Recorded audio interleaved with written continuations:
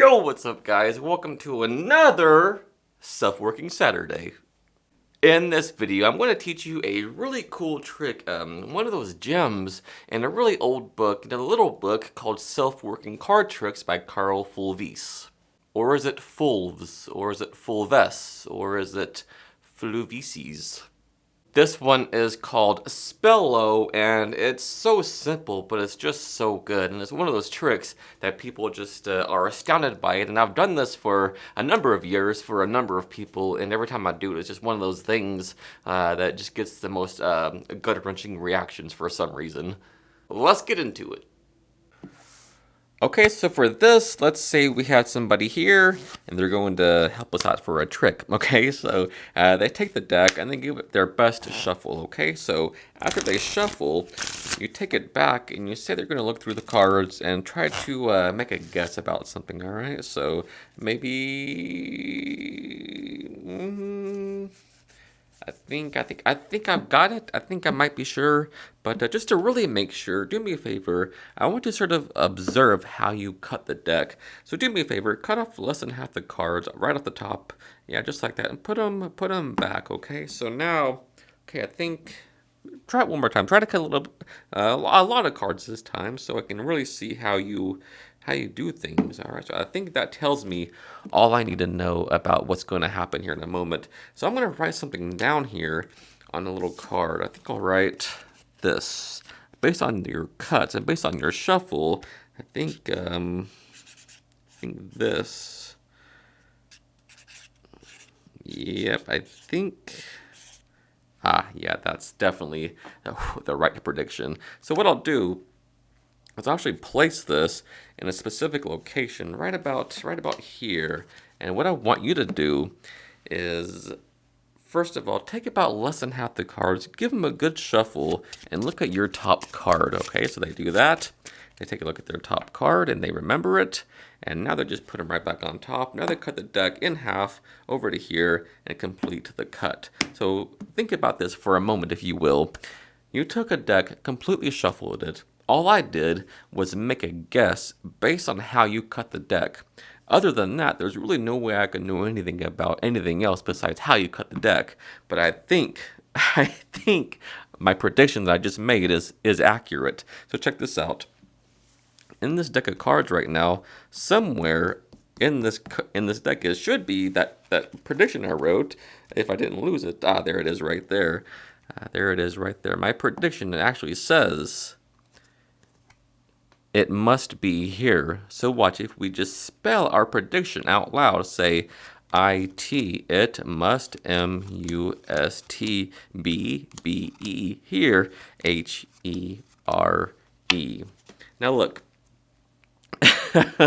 There's no way I could have known how many cards you would initially cut off, and there's no way I could have known, even after you shuffle those cards, there's no way I could have known how many cards you would cut off again to complete the cut. But I had a feeling it must have been here. What was your card? The Ace of Clubs? Alright, so this is one of those tricks that, for some reason, just works. Even though it's, the method is shockingly simple. It's self-working. It fools people so bad. It's crazy. I mean, I think it all has to do in the way that you present it and how you act towards this prediction here, like I was acting in that performance. Okay, so what you're going to do, it's all you do here is you have to look at and remember the 12th card from the face after they shuffle. All right, so don't even talk about a prediction yet or anything. Just have them shuffle first, and when you take the deck back, say you're going to make a guess about something. Don't say prediction yet. Just you're going to make a guess about something and take the deck back and just spread through and look at the 12th card. This is very easy to do. You don't have to count one by one, because that would be kind of obvious that you're counting. So what you can do and what I do is Alex Elmsley's version of the spread count, which looks like this. So since you're doing 12, you're going to just in your head go 3, 2, 2, 3, 2. All right. So again, that's 3, 2, 2, 3, 2. That's the formula.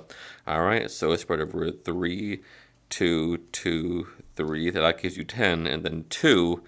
That gives you 12, obviously, and your card you remember in this case is going to be the Ace of Hearts. All right, but don't stop there. Don't stop on 12. Just do your count. Go 3, 2, 2, 3, 2, and look at the Ace of Hearts. But don't count out loud, only in your head, okay? But again, don't stop there. After you count, go 3, 2, 2, 3, 2, and keep spreading like this as if you're still looking for something. But you've already noted the 12th card, so it doesn't matter. But the rest is just for show. All right, so you have in your head the Ace of Hearts, and it's very important that you don't forget the Ace of Hearts or whatever the 12th card it was. So you're just repeating that card over and over in your head as you explain to them the next procedure. So say, okay, I think I've made my guess, but just to really make sure, I need to see how you cut the deck. So you ask them to cut off a little bit of cards from the top of the deck like this, and just put them right back on top. Say, okay, I think I'm starting to get the picture. And you, again, just have them cut a lot of cards. Say, now cut a lot of cards this time. So they do. Say, okay, now I think I know all I need to know about this, or whatever you want to say, right? Which it makes no sense, but I mean, it's the pattern's good, right? Now you just take any kind of index card or a business card, or even a blank card or a joker, it doesn't matter. And then you just write, it must be here on it, all right? Just always write, it must be here on whatever you're using, okay? So now all you do is take the deck, don't show this yet, obviously, and take the deck and run through and put this prediction card on top of your key card, okay? So just take your key card and just put it on top of their writing side up, so they won't see the writing yet when the deck is face down. Okay, so put that there and turn the deck face down.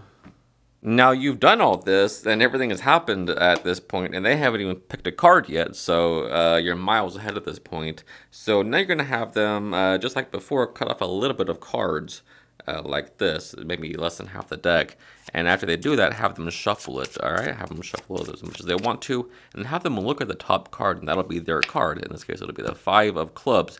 Ask them to put it right back on top and to put those cards back on top of the deck. Now have them cut and complete the cut. So now, perfect, that was good. To cut up, I have the cards over there and complete the cut, and so they do that. Now all this does is puts that card that was 12th from the face, your prediction, 12 away from their card. So it's just like a key card principle, a distant key card. But all that cutting and all that cutting off a little bit, shuffling, and then cutting again, and all that byplay is good psychological misdirection from what's actually happening. All right, and you can frame it like, I didn't know how many cards you would cut off, and you even shuffled. I didn't know how many cards you would cut off again when you completed the cut and whatever. And you shuffled the deck too, didn't you? And you can frame all this and remind them that, yeah, that would be impossible. And then so all you do now is go to where that prediction was, put those down, say, look, I had no idea, blah, blah, blah, but my prediction was it must be here, which initially makes no sense, but say it must be here. I had a feeling it must be here. So now you just spell out it must be here. So ITMUSTBEHERE.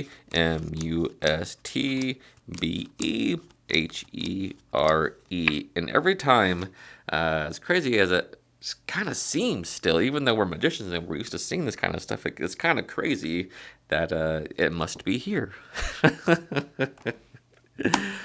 All right, guys, so as always, thank you so much for taking the time out of your busy day to watch this video. It truly does mean the world to me. And so if you learned something new and if you got value from the video, do me a huge favor and hit that like button and sub to the channel. Until next time, happy practicing. I love you guys.